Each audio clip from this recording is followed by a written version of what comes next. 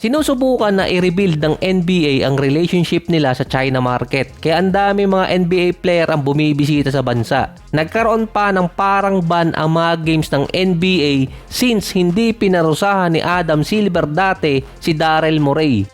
Dahil yon sa naging komento niya sa Hong Kong noong 2019 na kaya kita agad ang epekto nun sa rating. Bukod sa pandemic, pinatigil din ng China yung mga broadcast ng games ng NBA.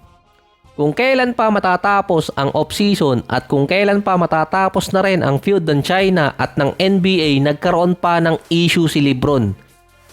Hindi naman siya typical talagang issue nasabit lang talaga si LeBron Sa report, si LeBron ang unang player ng NBA na nakapagsulat sa isang state-owned newspaper sa China.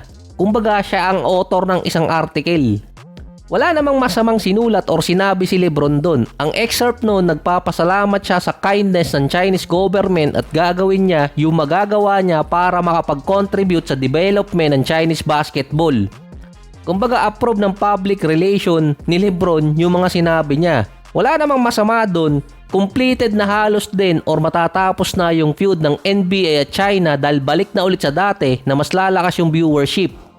Ibabalik na yung mga broadcast ng game sa China. Ang problema lang, sinabing hindi si LeBron ang nagsulat ng essay na pinablish sa China na ang nakalagay pa si LeBron ang mismong author. Pre-season game din next month sa Macau. Yung sinulat sa isang newspaper article ay galing sa press conference ni LeBron sa China na ginamit bilang excerpt or part ng article. Hindi siya ang nagsulat pero siya ang nagsalita. Ganun lang din yun, compilation ng transcript sa interview ni LeBron. Meron kasing software na ginagamit sa mga interview na automatic na ko-convert sa text. At ito yung ginamit sa publication. Pero dahil nga state-owned ang newspaper company, pwede nilang ilagay kung sino mang author ang gusto nila. Kahit hindi siya nagsulat pero si LeBron ang nagsabi.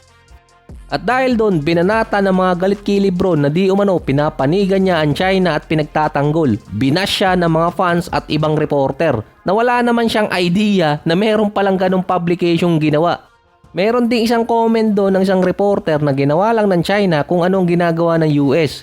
May backstory pa kasi yun. Noong 2019, bumisita si LeBron sa China, ito yung nagkaroon ng issue si Daryl Morey. Pagbalik ni LeBron sa US, kinriticize niya si Daryl Morey dapat ihiwalay ang politics at basketball.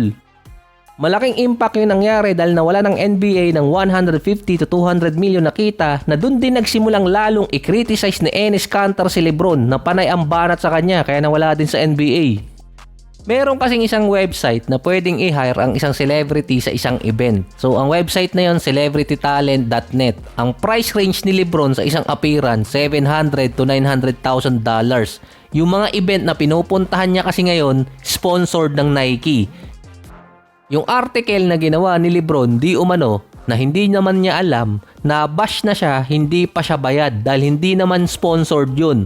Pangalan niya yung ginamit ay ang mga NBA player merong name, images at likeliness na contract. Hindi rin niya masisingil at hindi rin niya matay-take down yung article.